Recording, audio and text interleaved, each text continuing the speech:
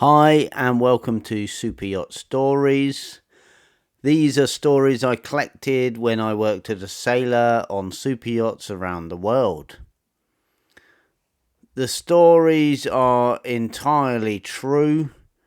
The names of those involved have been changed to protect the innocent and the guilty alike. Everything else is as it happens. The names of boats and crew cannot be divulged for obvious reasons. This story is called The Tow. It was a moderately warm summer's afternoon and I was working on an incredibly beautiful 42-metre sailing boat, which was a gorgeous sailing yacht indeed. It was a ketch, meaning that it had two masts. The second mast was shorter than the one at the front. It also included some amazing woodwork in the cockpit, pilot house, skylights and deck hatches. I was working on this boat as a deckhand. Well, officially I was classed as the bosun. Basically, I was responsible for the upkeep of the outside of the yacht, but because we had a small crew, I could rely on the first mate and the captain to assist me. The boat was alongside, meaning that the starboard or the right side of the yacht was up against the quay.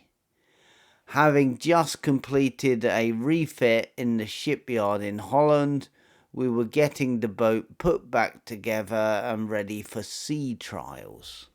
Most of the deck equipment and tools were kept in the forepeak at the front of the boat. This was accessed by a ladder and had a large wooden sliding hatch that covered the ladder down. I had just climbed up the ladder and exited the forepeak when I slid the hatch back in place just in case we saw any rain that day. I then walked along the deck on the port side, the left side, making sure not to bump into any of the hatches or skylights which protruded from the deck. Coming out of the main cockpit was our project manager. Let's call him Nick. I call him Nick, which is not his real name, because he looked a lot like St. Nicholas or Father Christmas.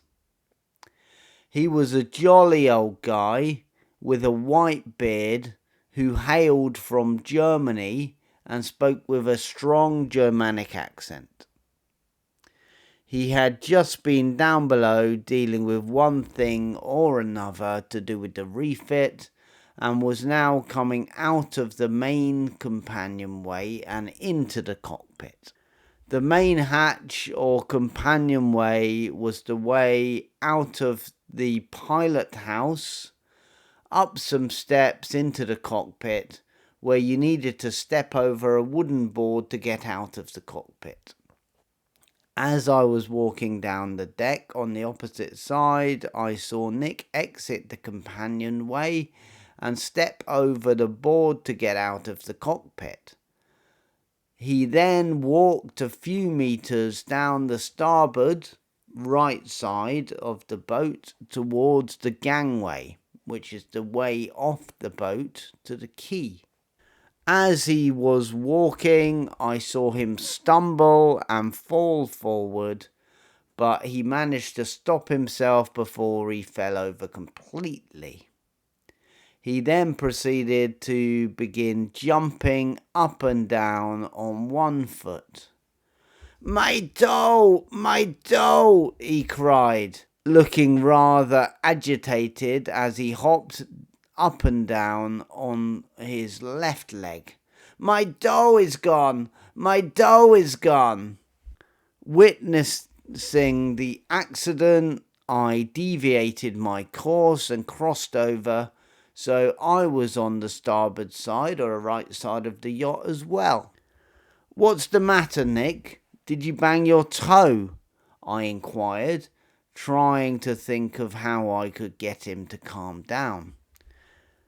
Again he moaned, My toe is gone," in his strong Germanic accent. He really did sound like he was in pain. I then looked down at his foot, which appeared to be causing him anguish, and was shocked to see that the big toe on his right foot was missing.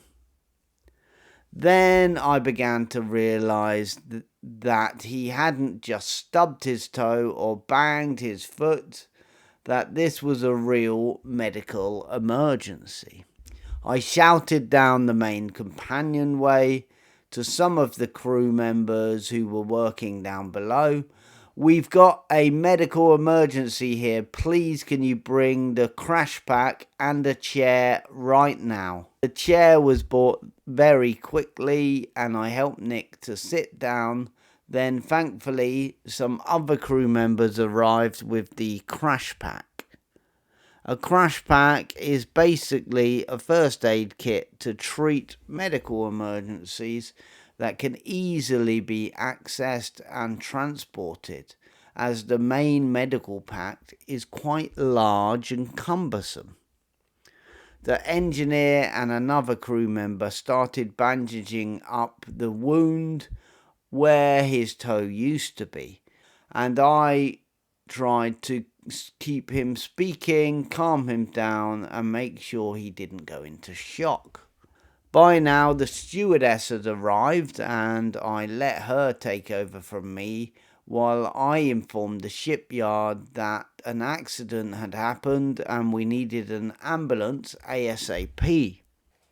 Fortunately, the ambulance came pretty quickly, and within 15 minutes, the paramedics were on scene and able to take over.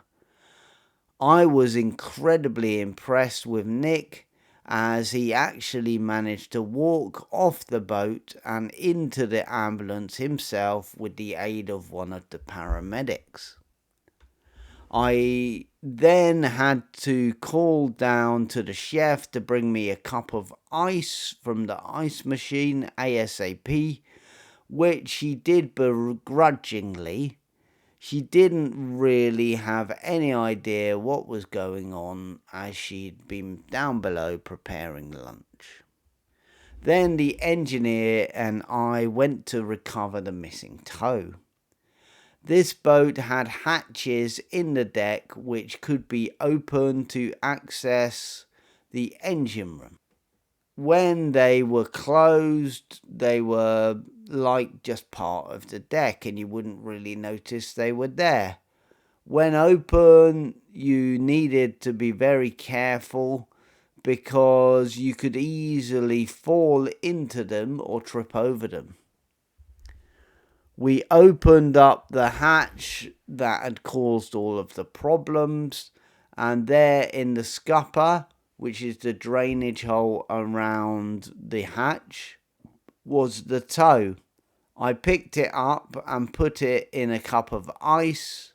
Then another crew member took it to the ambulance so it could be taken to hospital with Nick and reattached.